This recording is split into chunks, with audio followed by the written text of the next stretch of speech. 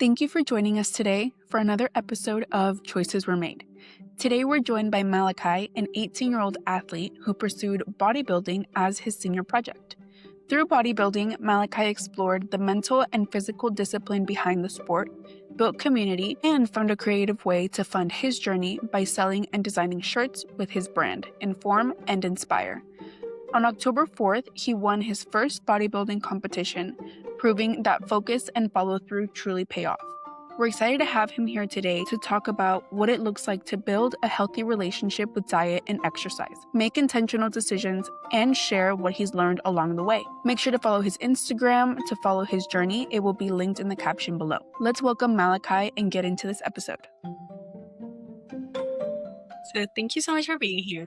I met you through the gym. I see you there a lot. Yes. And I found your business card. You have your logo, and a lot of people at the gym wear your t-shirts. Right. And so I had told Miranda, like, oh, this guy who works out of my gym, and I think he would be a great guest to have because one of our themes in this podcast is about health and fitness.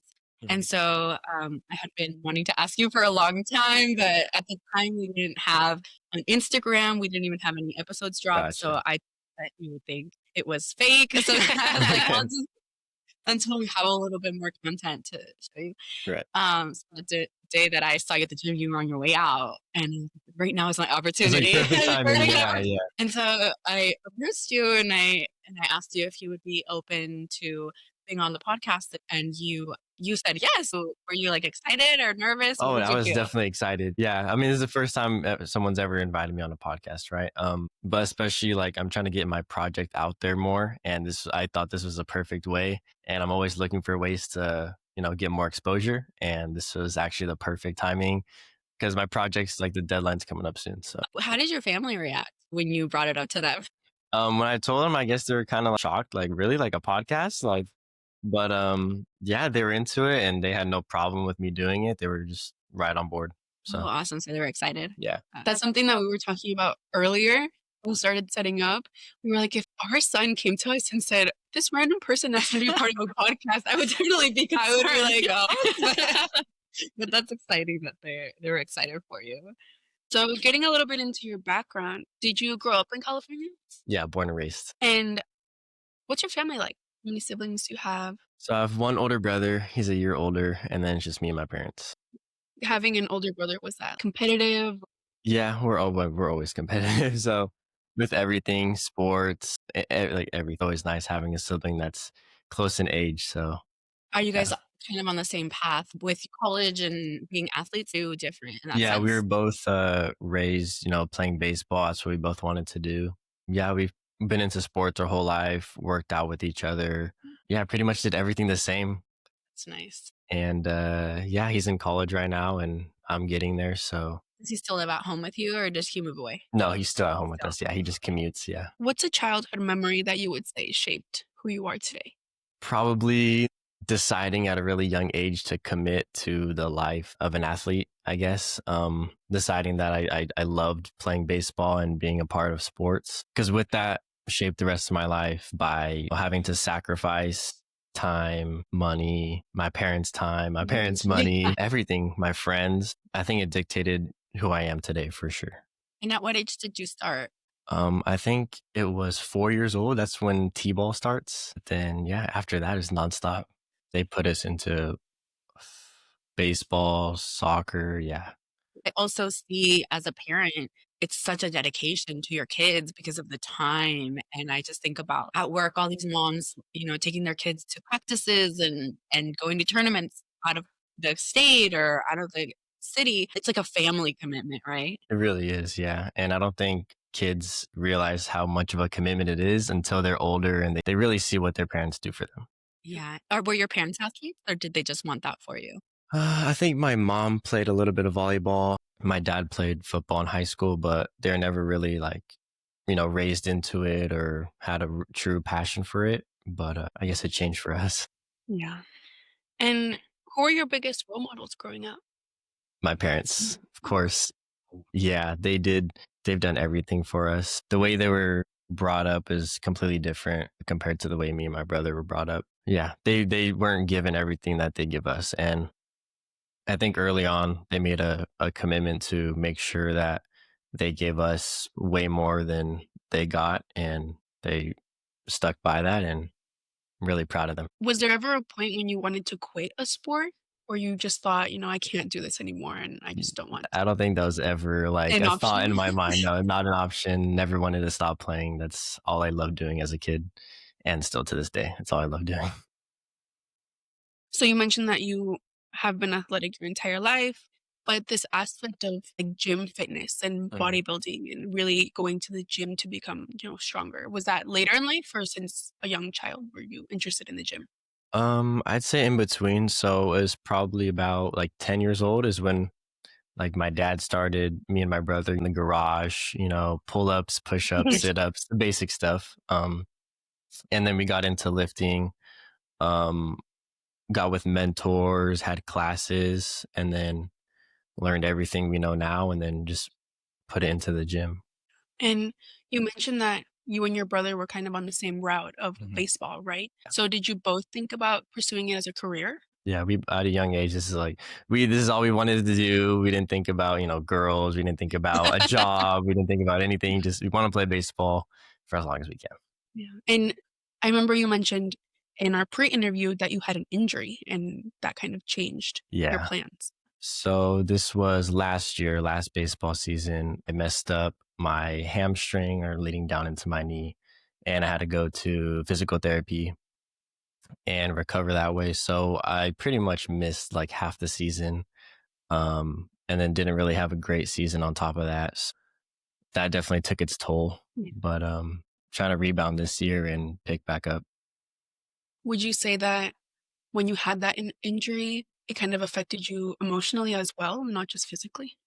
Yeah, I definitely did because I mean, I still had to go to the practices, and I wasn't able to do anything. Like it limited me at the gym, with baseball, everything. I couldn't, do things with my friends. Was I wasn't happy, right? So I wasn't at a great state of mind. And how did you kind of get through that? Like dealing with like the emotional aspect? Is there any things you tried?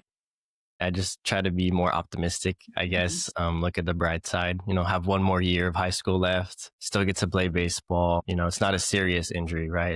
It wasn't too bad. So I'm grateful I didn't break anything. Yeah, I just got to look at it from a better Did perspective. you so the plan was like was your plan to play professional baseball? Was that ever a part of your plan? Yeah, that's like the ideal dream to play Okay. And how professional. do you even know how to come to approach something like that?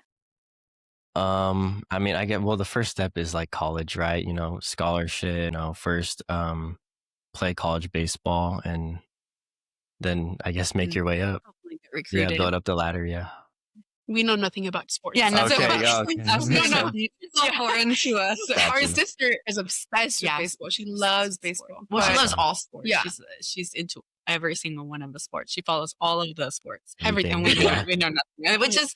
Which is nice to hear because I would like my kids to be involved with Yeah. sports. Like Mhm. from a person who never played sports, I think it provides a sense of community for kids to be in a community with other people kind of going through similar things at similar ages. And so that's something that I hope for them. But I do understand that, like, as a parent, it's such a big commitment because if they end up Yeah. like liking the sport, then you're on the hook And it's until yeah, you're until forever. right. I think sports have given me everything I've needed in life. I've gotten closer with my family, got closer with friends I've had for a long time, made new friends, learned life lessons, have had a bunch of mentors. Yeah, it's really given me everything to pursue life. My dad coached when I was really young for a year. Like he kind of just stepped in. Okay. What do you listen to at the gym? Do you listen to music or do you not listen to anything? Definitely not the music on the gym speakers. So I really dislike the music. Random. It is, yeah. Tell that whoever's working the day, Yeah, that's you the could vibe of the tell. song. Right. Sometimes I'll go to the gym and there'll be like country songs, and then sometimes I'll go and it's like heavy metal, and I'm just like, who just sits here and listens to music? I can't stand it. Like sometimes I ask to like, hook up my Spotify to the aux. But Do they ever let you? yeah, Oh, they're pretty that's good. They're nice. pretty cool. But I listen to like rock. Rock. Yeah, that's oh yeah. Do you work out in like a group or do you work out by yourself? By myself. Sometimes I have my buddies with me, doing the same thing, but usually by myself. I can't work out with other people. I get No. so I can't, distracted. Yeah. I get distracted. Well, mostly because of time constraint. Like I usually, when I go to the gym, I have to go with a lot of purpose because I have to get in and out. When I first started going to the gym, my husband would go with me and I'm like, you need to go over there. You need to do your own thing because you're distracting me and I'm not going to get to do everything that I need to do. So for me, it's a very personal thing. Like I go there and I go by myself and I plug in my headphones and I always listen to reggaeton. That's like all I listen to. And I just get like in this mindset, like, okay, I'm going to be here for 90 minutes and then I'm just going to go home. But what is your daily routine as an athlete? On a regular school week, I mean, sometimes it's get up early in the morning before school and work out, and then you have school, and then you end up having a game right after school or practice, or sometimes it's working out after school, um, and then pretty late nights with homework and everything too. So it gets difficult at times. That requires like crazy dedication. Discipline, a Yeah, lot of discipline. definitely yes. Would you say that the way you live your life, like you said, waking up early, going to the gym, then going to school, then practice, would you say that that's really different than other kids in your class? Yeah, I think it's pretty rare actually. I maybe know a handful of other kids that are kind of on the same route that I'm going. But yeah, a lot of, especially not student athletes, kids that aren't student athletes, I don't really think they meal prep, wake up early to go to the gym, right? So I think it's pretty rare. And this is your last year? Yes, I'm a senior. Do you have plans for the day you graduate, a party or anything? Not really. I don't really like to party. I'm kind of just like a mellow person and like to just be with my family. So it's probably going to be a nice chill day. Yeah, sounds nice. That sounds so nice because we come from a family where like my son's baptism was 150 people. Like Yes. like every single party that we have, a birthday party, a gathering is like 100 people. And it gets overwhelming sometimes. I think that sometimes I wish that I could just be like parents and sisters. And so sometimes it's like, yeah, I wish that we could just have something mellow, but everything has to be so grandiose. Yeah, we talk about this all the time because when I got married at the courthouse. And after, my family wanted to have a party. And I said, I'm getting out of here. I was like, I'm going on my honeymoon. I'm not staying. And we got married. All of my sisters were there, my parents, and then we just left. I was like, that was the best wedding That was the ever. best. Really? That was the best best gathering I've ever been to because it was just super low key. Like it was just about the celebration. Like, do you take any supplements? The only supplements I take are like protein powder, creatine, and like a men's multi. So that's really all I've been taking. Did you start all of that when you started this bodybuilding project, or? I actually started, protein powder and creatine when I started like working out for the first time. And how So did you learn about this? my dad and doing my own research. So we kind of both, dug into it and looked at what I needed to do, what me and my brother needed to do to get stronger, and just benefit from all that. It's so interesting hearing all of these things came from your parents. In our family, we never talked about exercise ever. Like, I can't pick out one occasion when we talked about a healthy diet and exercise. And even within our extended family, it's not really something that is really spoken about.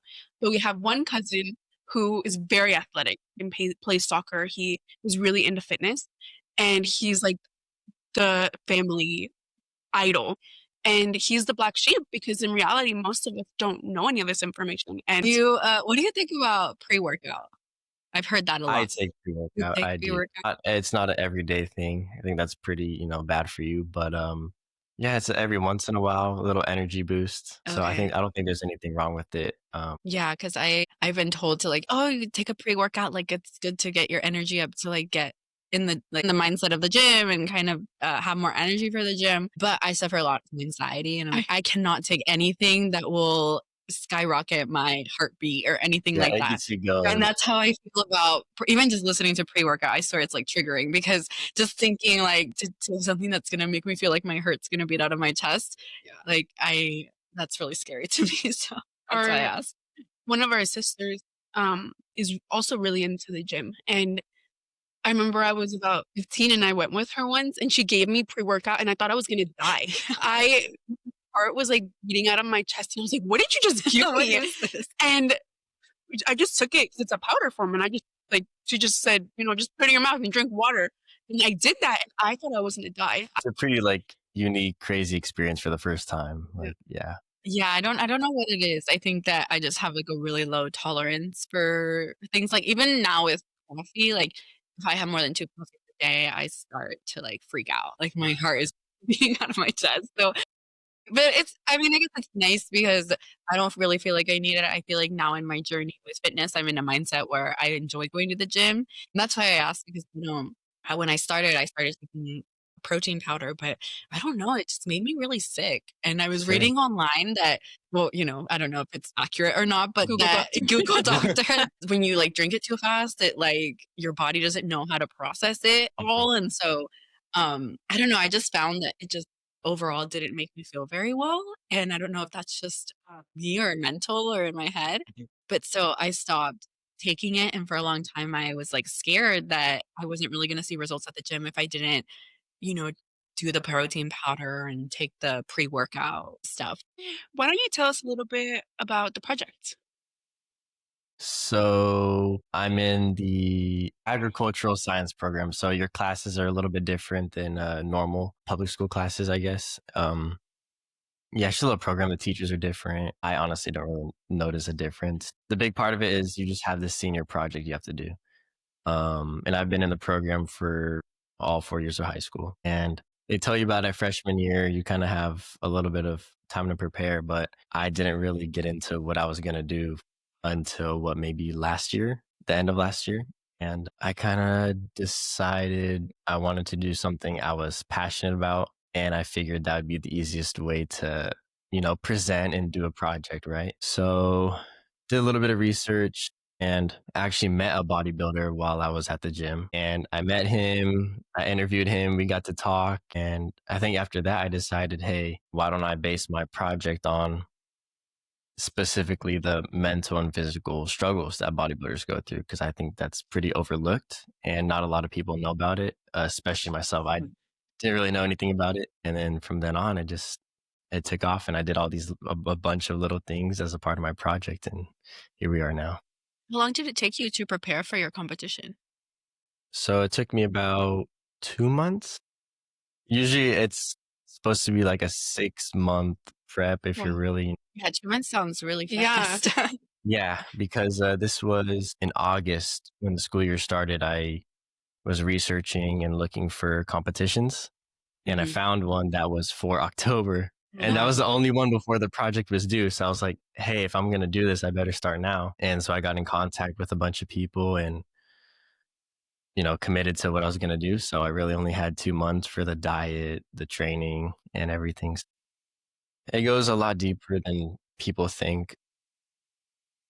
A big part of the mental aspect is what you eat and what you have to do, right? So, I mean, firsthand, like I had to do everything a bodybuilder had to do, eating 7 meals a day while going to school, training, working out.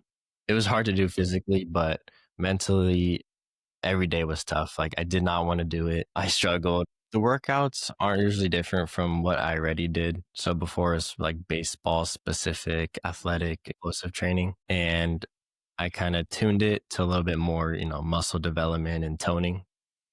That's the only difference I made. So would you say the hardest part of this project was the diet? 100%. Yeah. So breakfast was, in my opinion, the worst one. It was like unseasoned egg whites, cream of wheat, a couple of blueberries and oats. So that was breakfast. And yeah, I got sick just eating it. Sometimes I, had to eat it on the way to school. It took me almost like an hour to eat breakfast. Like it was terrible. And then lunch would be your basic chicken, rice, broccoli. It'd be, one meal for breakfast and then 2 meals for lunch. And then 2 more meals like in between lunch and dinner, and then 2 more for dinner. So lunch was that chicken, rice, and then the meals in between it was tuna, and then I had like ground turkey and like sweet potatoes, asparagus, and then dinner would be tilapia and asparagus. And all my food was unsalted Why? Why is it unsalted? because the lack of sodium in your body kind of makes you like tighten up. So That's I did criminal. that for a while. So no seasoning at all, or just no salt? Just no salt. So I had pepper, like red pepper flakes. Yeah, Wow. paprika. It's hard. So would Yeah. you pack all this food to school, or you come home to eat all Yeah, your I'd meals? I'd have all of it stored. So we have another fridge in our garage, and I was a little bit selfish and kind of like took up the whole fridge. So I have a picture too. It's on my Instagram. Like the whole fridge is just filled with my meal preps. Crazy. And are you the only person eating like this in your house at that point? Yeah. Like, we come from a family where our mom cooks like the best food, and it's so Yeah. hard to say no. Did you ever have that experience? Yeah. So like my friends would offer me like in and out, like, hey, we should go here. It's like, you can't, man. Bro, Something just like one bite, or like, nah, man, I can't. This is part of it. I can't do that. Like, you'll be fine. Like, nah. Or yeah, my family would have dinner and I'd just eat with them, but I'd have to have my separate meals. It was hard, but it was still nice eating with them. Yeah. Did your parents specifically like understand this and support you, or did they say, just have one meal with us, or you can cheat one day?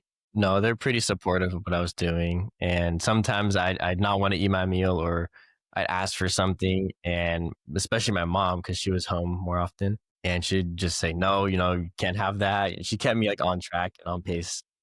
So was there anyone, like your friends and stuff, who would ever say things to you like, "You're getting too obsessed," or "You're taking this way too seriously. Come on, just live a little." Yeah, kind of. Or they'd make jokes like, you're in good shape, or, you like one bite won't kill you.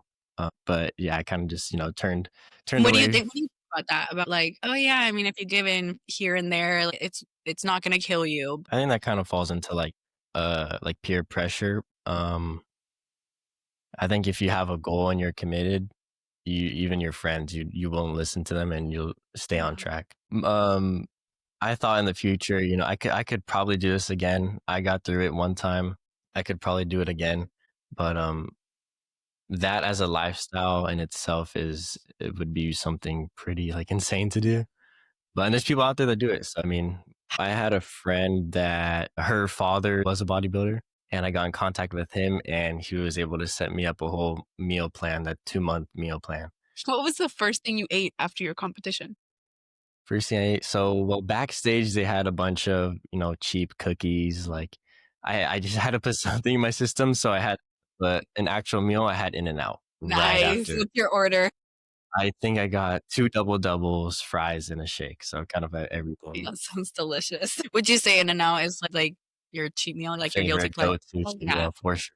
More on the lifestyle, have you ever struggled with your body image? Like, even though you're so fit and you've gone through all these competitions and stuff, do you struggle with, like, liking or how you feel in your self-image? I don't think I struggle, but I'm not satisfied or complacent. So I'm always striving to, look way better. But I don't struggle with body image or body Nice. dysmorphia. It's not that excessive for me. Would you say your body changed a lot after you did the competition? I don't think it changed too much because I only had that 2-month period to really see a physical change. I just kind of put on a little bit more like fat, I guess, or more like chunk in that aspect. So, my abs weren't like chiseled, or you can't see, every like cut in my muscles. But it's kind of like back to where I started, I guess. Yeah. Tell us a little bit about your social media presence. How did you get started with that? So started it from ground zero, right? I made the name, got the profile picture, and as soon as I started making posts and reels and started interviewing bodybuilders all over, I made those posts and I kind of just reposted them on my main account. Mhm. And that's how I first got my following, or my parents and my brother, my first following, of course. But When you make these videos at the gym, do you ever get embarrassed? no, I don't care what people think at all. But I just don't want to be like a bother to people. So Yeah. I'll go late, or when there's no people, or I'll kind of go in like the corner of the gym just to not be in their way. But no, I'm pretty proud of what I'm doing. So I don't think there's an issue with, a young kid trying to get out there and share the information he has with people. Yeah, that was something that we talked about when we first started this podcast, thinking, I don't know if I'm more scared that people won't listen or that they will listen and think negatively about us. But Mhm. I think now we're kind of at a place where a lot of people don't have the courage to do something like this. Like, some people don't have the courage to do what you're doing, taking on this huge project that is definitely different than what your normal life was. Right. And it kind of makes us think, like, we don't really care what people think if they're not trying to do what we're doing. Have you dealt with any haters, or do you have a pretty positive reaction to your project and your social media? I think it's pretty positive. A lot of my followers are my peers from school or people that I know from sports. So that's pretty nice. No hate comments or anything. Just maybe my friends making jokes, but that's about it. Yeah, absolutely. So for this project, did you have to kind of like pitch the idea to your teacher, or did you just get to choose whichever thing you wanted? Yeah, we kind of have to get things approved and make sure what we're doing is okay. Like, we can't just go ask people for money. We kind of got to raise it on our own and figure it out. Or we can't do like basic projects. But I kind of stayed away from that, and I did things on my own and didn't really talk to my teachers, didn't want to like ask permission to do stuff, or I didn't want to get shot down because I was doing something that, isn't normal or they wouldn't specifically be interested in. I kind of just put my head down and said, this is what I want to do. This is what I'm passionate about. I think this would be a great project. And I just did it. I started the name Inform and Inspire, right? The brand name, I guess, because that's literally what I'm doing. And I just wanted to keep it simple. And at first it started with selling these really, not so good material shirts. And then I kind of upgraded. But yeah, I didn't look to make money off of it. It was just to pay for the competition, the fees, because I didn't just want to ask my parents for the money. So I thought it was a great way to pay for those expenses. And I thought it was pretty fun too. I just made a couple of hoodies. I'm waiting for them to come in. So that's pretty exciting. But yeah, I like how a lot of people were really supportive of what I was doing. A lot of my friends bought shirts, my family, all of them bought shirts. So I think it was a good way to interact with my community. So, what do you do for fun outside of sports and gym? Is there any time for fun? There's some time for fun. I like watching rom-coms with my mom, like on Sundays or at night after school. I'm learning how to play the electric guitar. Oh, So it's a lot harder than it looks, 100%. So that takes up a lot of my time. But other than that, my life is just baseball and working out. so what's something that people would be surprised to learn about you? This was a hard question to like think about. I thought about it yesterday, and it's a little embarrassing, but it took me 4 tries to pass my permit test. Oh my God. We have a cousin in the same boat. The driving or the written? Written. Written? Why do you think that was? I feel like I got all the hard questions like on every test. Some kids get past it first try. I'm like, there's no way you got all the easy questions. Yeah. But I feel like they purposely made it hard on me. 2 years ago, my license expired, and my mom was like, "You're gonna have to retake the written exam." And I was like, "That's it. I'm just not gonna have a license because I don't feel like I can pass that." I don't, if I had to take my test again, I wouldn't pass. Yeah, I would. I would just not do it. So, but you have your license now. Yes, everything's okay now. Everything's good now. Yeah. You got it. Yeah. So we're going to go into the goals and motivation. Are you scared about graduating and starting the next part of your life? Not scared. I'm pretty excited. I mean, I want to move on from high school, right? I want to do things. I want to be significant. So, um, yeah, I'm not really nervous at all. Right now to get certified as a PTA, so go to college, right? Go to school for a little bit. There's a lot of like small things I want to do, coach, train people, bodybuild again. But that's kind of like in the long run. So right now I'm just thinking about school. And would you say that the physical therapist that helped you throughout your injury kind of influenced that decision? 100%. Yeah. So going there, I mean, I had in the back of my mind, it was an option I wanted to pursue a little bit or do some more research on. And going there and seeing how the therapist treats you and what they do, I guess I fell in love with it. I really liked what they do and was pretty inspired by it. Yeah, I feel like a lot of the times there's that one person that you meet that does that career and you're like, I want to do that. And for me, I'm studying to be a therapist, and I know my therapist really changed my life and really opened me to a new way of thinking and a new way of seeing the world. And that really changed my trajectory of my life. And I really think if I wouldn't have met her, would I be on this route? Would I be doing this? I was really influenced by everything I did in this project. the mentors I had. They inspired me a lot and they gave me a lot of information that I can use later in my life. And I met a lot of interesting people and some pretty important people. I had a trainer that I've been with since I was like 12, and he's always been there for me. I've always worked with him. So he was actually there at the competition with me, helping me out backstage. I'd go like to his house, pose, like practice. So I'm really close with him. The guy that actually wrote my meal plan and helped me with posing and everything too. Yeah, the bodybuilders I met too and interviewed, they were all pretty influential. I guess when you see a kid wanting to, make a change in his community or want to share good information or do something important in his life, why not help, right? But you do kind of have to be a bug about it. Some people you gotta send, you send one message, they don't respond, just keep going. So definitely be a bug. If it's something you're really trying to go out and do, be a bug, reach out 100%. Tell us everything from the beginning of the day of the competition. So I woke up around like 5 in the morning. And it's crazy because I had like adrenaline all day. Two of my friends met up at my house and then we all kind of drove together. So I had someone filming everything for the whole day. And then one of my close friends there too. Just people I invited to the competition. And we got there to the campus and we got there pretty early. So we hung out for a little bit. And then, walking in, it's a little intimidating. It's huge, stage or auditorium. And then we had a meeting for the athletes. They kind of went over how everything was supposed to work. After that, it was like prepping. So getting my tan, posing, getting my pump on, eating a little bit right before. Everything's pretty like specific. There's a routine you got to do. And then, you step on stage and it was pretty exciting. Like when you're up there, everything's kind of crazy. And then when you get off, you kind of realize you weren't up there for that long. And it's like, hey, like, can I go back out there? Like, so all that preparation for that little, like, small moment of, showing off, posing, competing. And then after that, it was just relief. I had a lot of fun.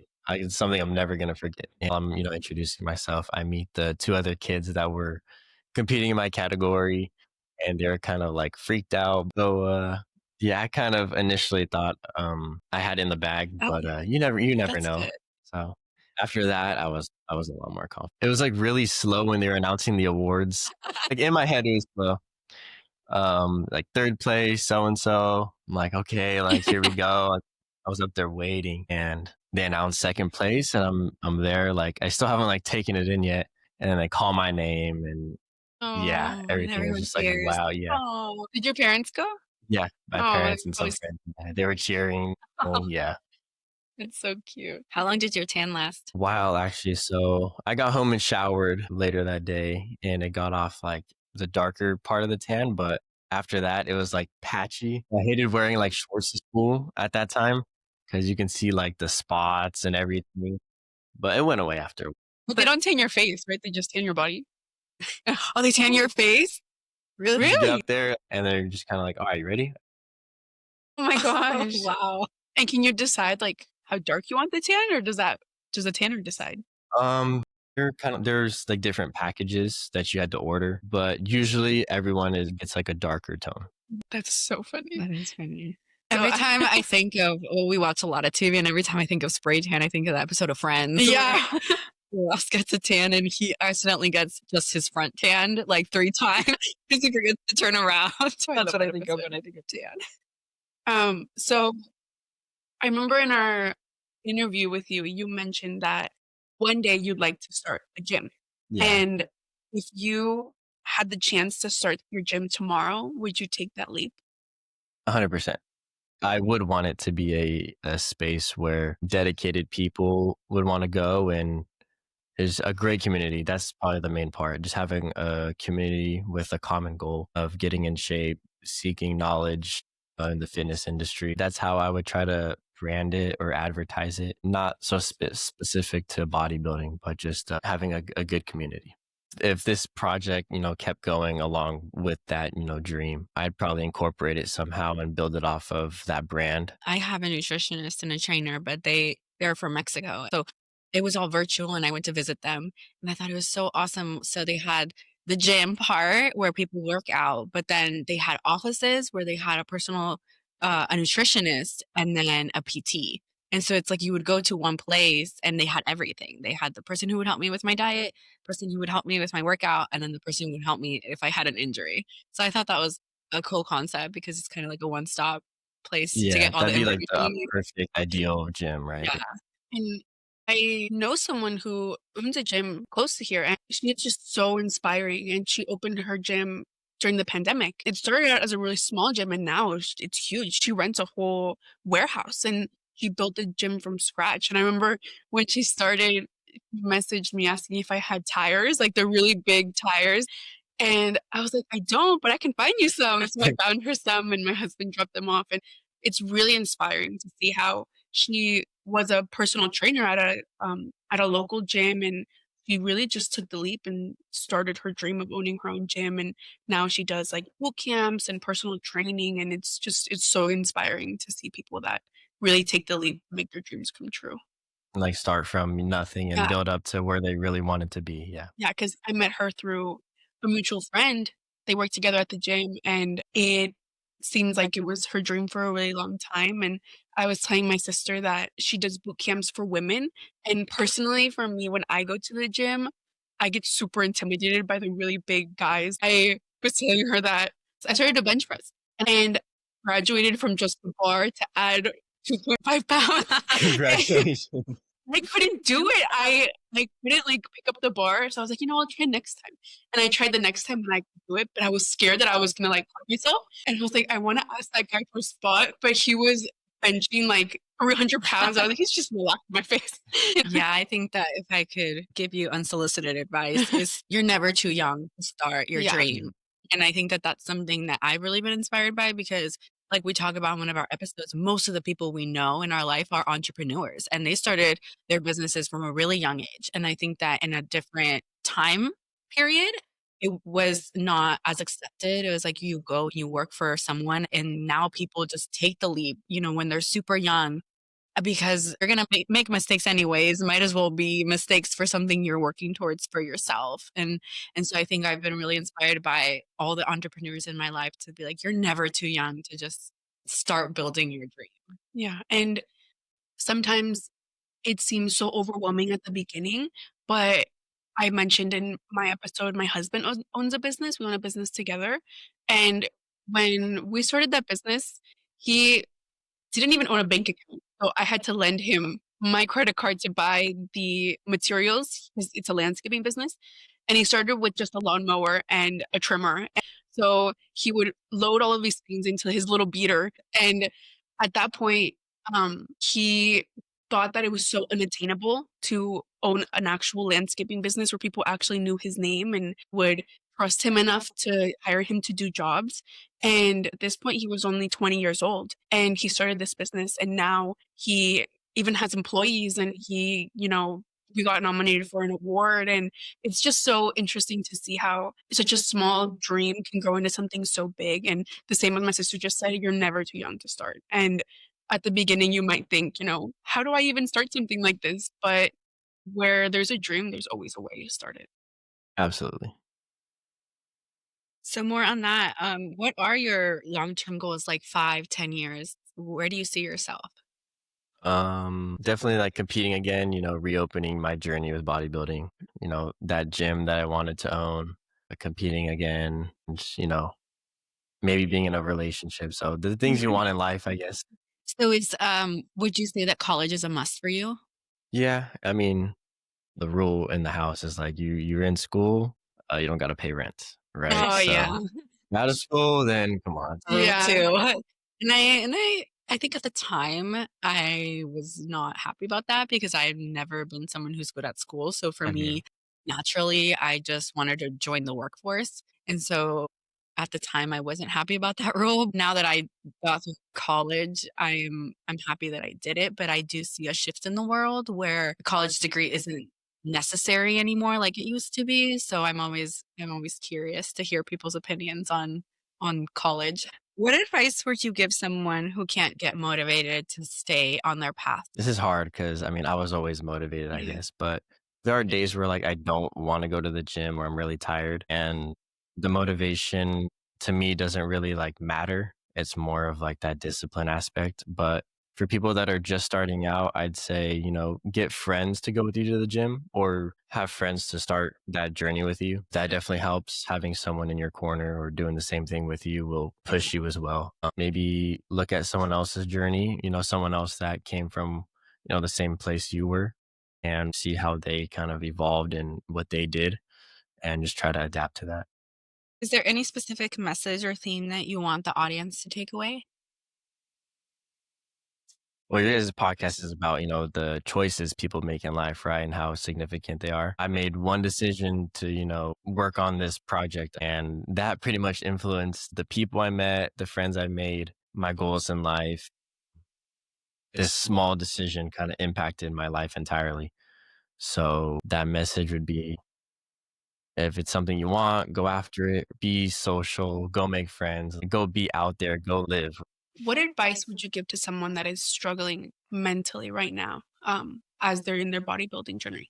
Definitely go back and look at like your why. Like, why did you start your journey? Why is this important to you? And I feel like if you go back and think about that each day, it's a little bit easier to stay, motivated and on track with your goal. And what's your why? Well, my why is because I had to get this project done. You wanted to get that A. Yeah, it was a huge part of my project. So I wanted to, really, lock in with that. My why is definitely the way my parents supported me. I feel like I can't let all the money they invest into me or all the time they invest, all the love, the support just go to waste. So that's my And motivation. yeah. And what's something that you would say to a kid that is in sports and doesn't really value what their parents are doing for them? That's hard because it's not something you can like really explain to people. They kind of have to see it on their own. I just try to point out like exactly what their parents do. Like there's so much money and time and effort. Like all my parents do are work and support us. And I think that takes a lot of discipline, a lot of commitment. And that's what parents should do. I just find it interesting that you see it not having kids, because I think for me, I didn't start to realize how hard it is to be a parent until I had kids. And I realized it's not as easy as I thought it was to make the right decisions, or we think we are making the right decisions. And then we kind of have to look inwards and be like, okay, maybe that's not the right decision for my child. Or I just didn't realize how hard it was to be a parent. So I find it very interesting that you kind of have that perspective being so young. Right. I see my dad getting home late, leaving early, my mom staying late, or my parents dealing with stuff at, their jobs. So, even the little things like doing more stuff around the house, like just helping them out because there's so much that they've done for me. And it kind of sucks that I'm realizing it just now, but my goal is to pay that off in life and try to give them something, later on in life. What's the greatest piece of advice you've ever received? Greatest piece of advice. My dad told me this in the car one time, like on the way to practice. I think it's pretty random. He said, hard work beats talent when talent don't work hard. And I think that goes in a bunch of different directions, but, specifically for, a young athlete, that hit me pretty hard. And from then on, I took that to heart and never forgot that. Yeah. I 100% agree with that advice. I Yeah. think I actually listened to this podcast of this really successful mogul. She she talked about how when she was growing up, people would always tell her that she wasn't smart and that she wasn't good at school. And that's something I identified with because I never identified myself as being someone who's book smart or good at school. And so she said that that kinda carried her through her whole life, kinda being told, like, "You're not smart." But she was a really hard worker, and she said that that is what got her to be super successful, just, like, n not being the smartest person in the room, but just being the hardest worker in the room, and that got her so far, and so I think that's incredible advice. What's one mistake beginners make that you wish you could fix instantly? Definitely not doing your research. So especially young kids, right? Or tell the parent, hey, I want to go to the gym, right? They get a membership and they come in with their friends and it's kind of like goofing off, or they just do whatever they see. So I think not doing your research is a huge mistake because knowing what you're doing in a gym environment is super important, not getting hurt, actually progressing. That's definitely the biggest mistake people make. Thanks for listening. Make sure to like, follow, and give us a 5-star review if you're liking the podcast. Also, check us out on Instagram. We share behind the scenes photos and updates after every episode. And if you're interested in being a guest, the link is in our caption and Instagram bio. New episodes drop Monday. See you next week on Choices Are Made.